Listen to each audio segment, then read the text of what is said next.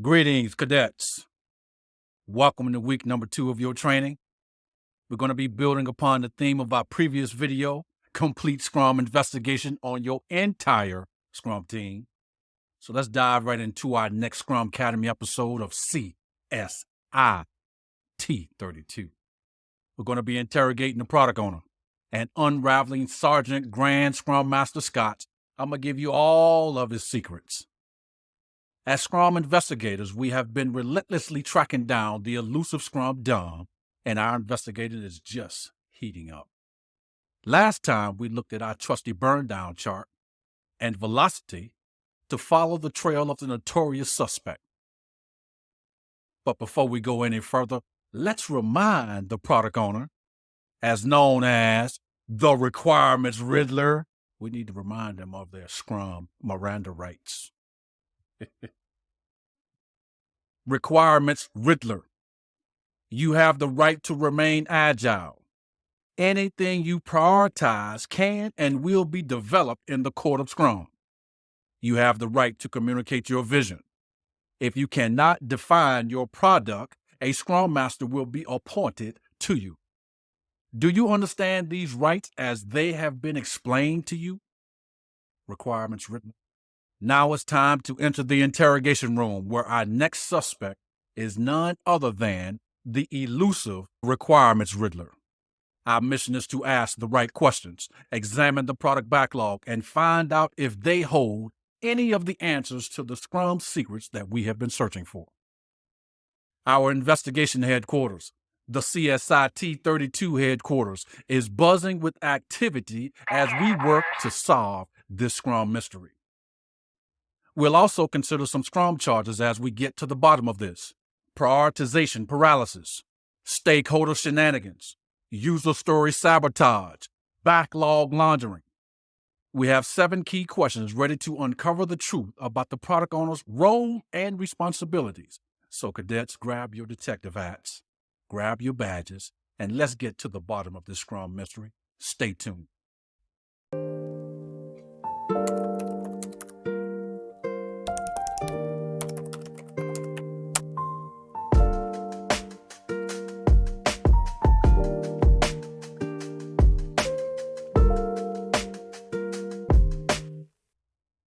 Cadets, y'all ready for this interrogation?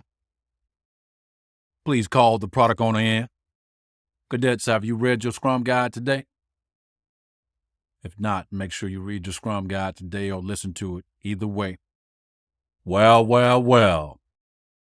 If it's not the Requirement Riddler.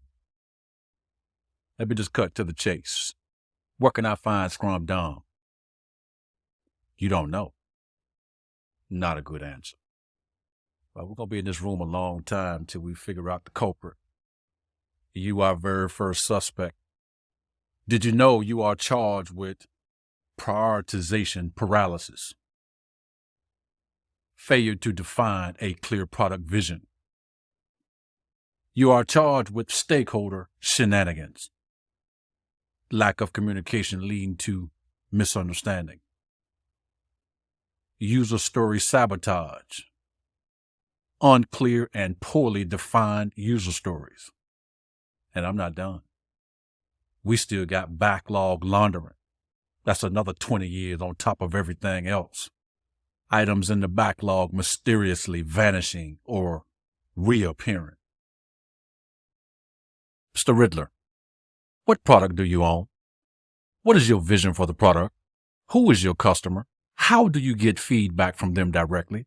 How do you manage expectation and communicate progress to stakeholders? How do you ensure user stories are clear, well-defined, and understood by the team? How much of what is in the backlog and fully controlled within the team? Did I say that too fast for you? What product do you own? That's the first question I typically ask a product owner to see if they really actually know. This initial conversation, for the most part, they will give you a long, drawn-out technical answer, but I'm actually looking for 2 or 3 words. Try to explain this, whatever it is they're doing, to a third grader, if you will. Typically, when I ask this question in the beginning, again, we're in week 2, I don't get that short, sweet, and concise answer. Let's fast forward a little bit. I normally do this exercise and ask this question again in about 2 months. I come back to this question, and typically they would say something like this because they've had plenty of time to think about it, and I've worked with them one-on-one to craft something short, sweet, and to the point. Remember, they gave me a long, drawn-out answer, sounding all smart, and educational content is the 2 words that product owner came up with. Very nice. Second question. Requirement Riddler. What is your vision for the product?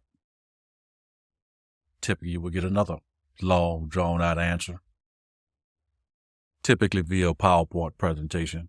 But I want my product owner to be able to answer that question as if they're an entrepreneur. This is their own business, and this is their product.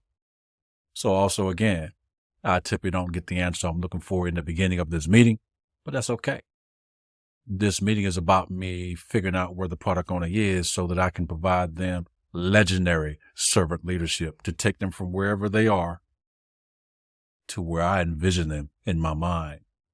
Typically, after introducing them to different exercises to craft this vision statement for this particular product or services that we offer to our customers, it ends up being something like this: to be a leader in providing access to educational content, tools, and solutions geared towards improving an individual's overall holistic wellness. Nice vision. Short, sweet, to the point. Product owner, what is your strategy? This is still question number 2. Product owner, what is your strategy to make that happen? Typically in the first meeting, they don't really have a clear-cut path to that. Not all. Most of them do not. Riddler certainly does not. Typically, we would get something crafted down in terms of a strategy for us to realize that vision would include evolving financial wellness into holistic wellness, expanding the reach of our platform to other business units within the corporation, focusing on delivering great customer and client experiences. Number 3, who is your customer? Product owner. Riddler. Well, my customer is, and they give me some long, drawn-out answer. That at the end of that answer, I don't have a clue what the hell they just said. So I work with them to narrow that down to something short, sweet, and concise into 2 bullet points.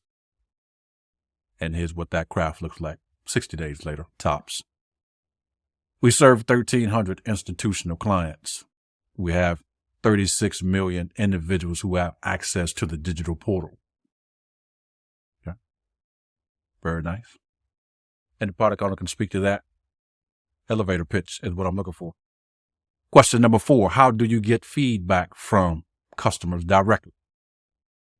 Typically in the beginning, they would say something like the sprint review and Scrum. I expect that. I hope they're at least going to say that. That's okay. But we need to go much, much deeper than that. Our initial conversation is helping me to understand what do my product owner specifically needs me to help him or her with.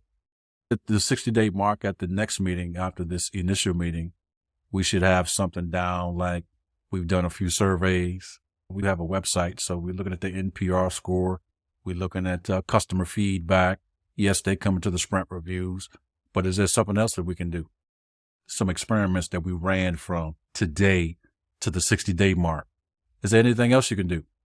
One of the retrospective items that we'll have during this process is that ultimately I want my product owner to go to the customer's facility and talk to them at their facility. Product owner, you ever thought about going to see the customer? Oh, no. Why don't you think about doing that? I think that will go a long way if the customers see you at their establishment versus them always coming here to the sprint review to look at what we do. And I think that'll give you a better holistic view of what they do in their environment and feel of what it is we're trying to do. Good idea. Number 5, how do you manage expectation and communicate progress to stakeholders? Typically, your product owner is going to say the sprint review again on that. But I'm also going to go deeper and ask, okay, is there anything else that we can do? Okay, the sprint review, that's a good start. But what else can we do? And let that conversation go where it needs to go. Number 6, how do you ensure product backlog items, user stories, or whatever it may look like in your environment are clear, well-defined, and understood by the team? What am I looking for? Well, there's a tool out there called Definition of Ready that we have in our Scrum Master toolbox that I will introduce it to them potentially, but maybe they call it out. Sometimes Riddler calls out the definition of ready, sometimes not.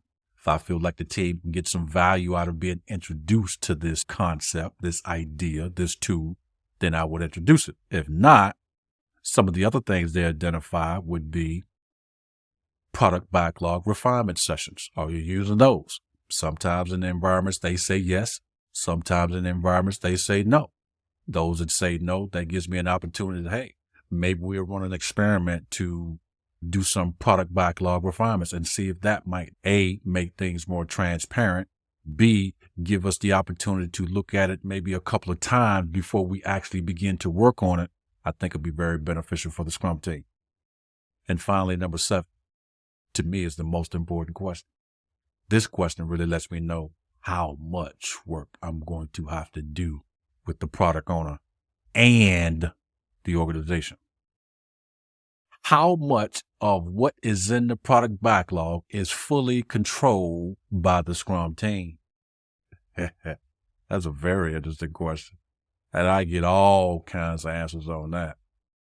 Well, we depended upon this team. We depended upon that. We depended upon this. That's typically what I hear out of that question in week 2 of asking these questions for the very first time. Now, one thing I want to make you aware of is that when I have this conversation, even though I'm making this here CSI-T32 interrogation room, this is fun, but I will actually do this interrogation very subtle. I will ask the product owner, hey, let's go across the street to Panera Bread or Starbucks or something, maybe have some coffee, or if we go do lunch, maybe I have a glass of wine. These questions I have memorized before I even talk to the product owner. So that way I want to make it sound as natural as possible. I don't want the product owner to feel like he or she is actually being interrogated like an interrogation room at CSI-T32 headquarters. Nah, we don't want to make it seem and feel like that. We want to come across as, hey, we know our stuff. We want to come across as, hey, we care. But we do have some specific questions in mind. Again, you asking these questions because you're trying to figure out where is your product owner on the scale of being a scribe, being on the low end, and the high end, the nirvana, utopia, the promised land for the product owner role and accountability is to be acting and own that position as if they are an entrepreneur. That's what we want. So whether you go across the street to Starbucks or Panera Bread, or whether you go to a restaurant around the corner, have your glass of wine, have your beer, whatever you like, have some spirits. I mean, this is good spirits. We're putting good vibes in the world. And you just have that conversation there. Now, let's go take a look at the product backlog, because that is also something that I'll look at before I even talk to the product owner for the very first time. I'm sure we will see the product owner around, but in terms of me opening my mouth, really just asking a whole lot of questions, it's not going to happen until we have this one-on-one meeting. And then I'm going to ask an awful lot of questions, as you are identifying now. I'm going to ask those 7 questions some kind of way. They're going to come out. But again, it's going to be very subtle. It's not going to feel like an interrogation room at CSI-T32 headquarters. So let's take a look at the product backlog, give you some ideas of what I'm looking at, how to read one, and what it can tell you before you have that first conversation with your product owner in regards to the business conversation. Not the, hey, how you doing? Welcome to the team conversation. No, let's get down to business. Let's talk business. Taking a look at this product backlog here, some of the rules and guidelines in Scrum is product backlog isn't a backlog unless it's ordered. For those of you who may not be familiar with seeing a product backlog before, a product backlog is ordered from the top down. It is a stack. So we assume that the thing that's on the very top is the most important thing that we should be doing right now for the upcoming sprint. Now, as we look at this product backlog, is this a transparent product backlog? I would say it is. I can quickly look at it and see what's going on. This product backlog has a legend. It has a size. Scrum says that we have to size. It didn't tell us that we have to use a number. Some Scrum teams I've had use fruit. Some Scrum teams don't even use any numbers at all, but it has to have a size according to the Scrum Guide. We both know, because you read your Scrum Guide today, or you listened to it today, we all know, listen to this call, that the developers are the ones who do the estimating, the sizing in Scrum. Very nice. Now, as we look at this product backlog here, orange says it's a defect. Teal is a feature. Now, if I'm looking at this product backlog for the very first time, I don't need to see any words on it. I don't need to know what the individual product backlog items are. That's why I'm showing you this simple product backlog so that I can teach you how to read one. Doesn't matter what the words say. What I'm looking at is the legend. Okay, what is the legend telling you? You have 5 orange and 6 green. This Scrum team has 6 features that they're working on for the customer, and they have 5 defects. Is this a good product backlog? It depends. Let's add some context to this, because I don't know. I'm just looking at the product backlog. But I am going to begin to write down some questions. I'm thinking to myself, looking at this product backlog, I hope they're going to tell me that they're working on autonomous driving, Chat GPT, or something like that. Why? Well, Scott, why you say that? Well, as you can see, this product backlog is almost 50% defects. So I'm hoping they're going to tell me they're building something brand new first time to market with all these damn defects in there. I'm hoping that's what they're going to tell me. Autonomous driving, Chat GPT, or some other technology that I don't even know about that's going to be first time to market. Okay. I'm hoping the product owner is going to tell me that. Rarely do they tell me that, but I'm honestly hoping that they want to tell me that. Typically, they do not. So looking at this product backlog, one of the questions I'm going to ask is just that. Product owner, what are we building here? What are we making? What service are we providing? Typically, it's not autonomous driving. It's not Chat GPT. It's not something else that's first time, brand new to market, where we would expect bugs and defects. But what if I talk to the product owner and they tell me they're doing something that's not in that category? Then where is my interrogation going to go at that particular point? Well, product owner, do we have a definition of done? Yeah, we have one. And in my mind, you and I already know that is a weak definition of done. Why? Because we know our Scrum Guide. Remember, we can't have an increment until a product backlog item goes through the definition of done. Only then do we have an increment, something that's done, something that we can give to the customer. You see, I'm just looking at this simple product backlog and coming up with all that information, all the questions I need to ask to see where they at. Now, this is a transparent product backlog. Again, it's size, it has a legend, it's transparent. Could it be more transparent? Depends. But just want to show you how I can just glean some questions out of that. So I'm going to take those questions, and when I get that one-on-one with the product owner, when we go to have coffee, when we have wine, when we have beer, whatever it is we're going to have, it certainly won't be in the office. Now, Scott, why do you go outside of the office to have this conversation? I do that mainly because I don't really want to talk to people inside the office, especially if I'm face-to-face. Why? Because sometimes in the environment, people will give you their elevator pitch. I don't want to hear the product owner's elevator pitch. I don't want to hear anybody's elevator pitch. You know, that speech that you practice in the elevator, that when you get off the elevator, you just, this is it. No, I don't want that. I want the real, authentic you. And I feel like I have a better chance of tapping into the real, authentic you.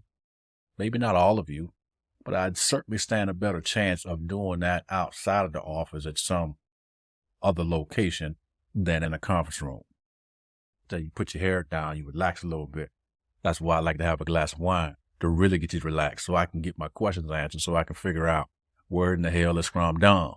Is it you? I don't know. Remember, we are in an interrogation room, and this is a suspect. That is why I'm asking all these questions. So I hope that helped. Oh, I had so much fun, as you can see, in recording this. I'm truly enjoying this, as you can see. Thank you so very much for joining us today in our quest to uncover the Scrum secrets hidden within the minds of product owners. We have had an intense session in the interrogation room with the requirements Riddler, and we're one step closer to solving the Scrum mystery. But remember, our investigation is far from over.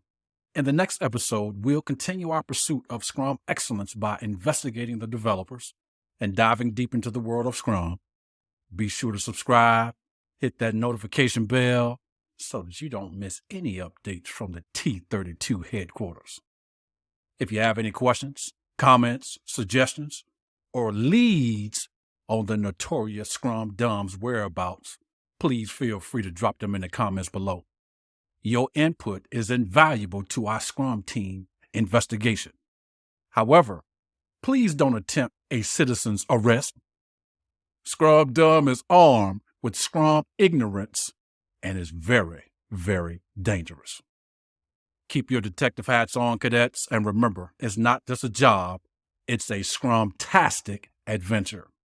Stay tuned for more Grand Scrum Master secrets, and I'll see you in the next episode of CSI-T32. It's wine o'clock. It's wine o'clock. Cheers. Be agile, do Scrum, and be legendary with the T32.